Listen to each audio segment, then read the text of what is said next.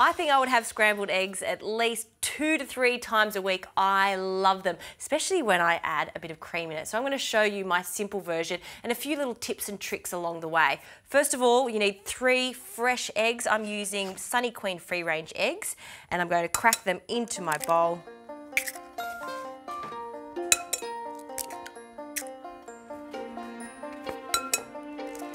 And then when you're making your scrambled eggs, ensure that you incorporate the egg yolks and the egg whites really well, so it's all combined.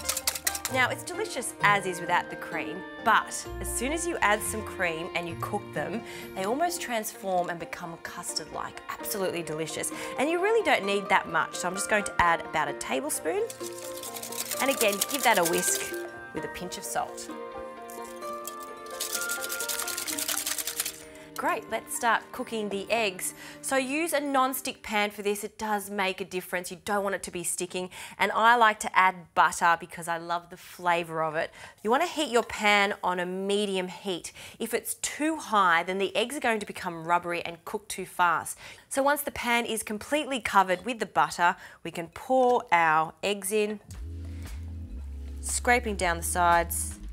So you just want it to set for 1 moment before we start bringing in the set part of the egg and pushing out the raw part of the egg. So you can see all these little curds are created. So I start at 12 o'clock, bring it in, then 3 o'clock, push around the excess, 6 o'clock, and then push all the runny part of the egg into that spot so it sets, 9 o'clock, and again using the same motion, and then finally bring it together. And we'll pop our perfectly cooked scrambled eggs onto a plate.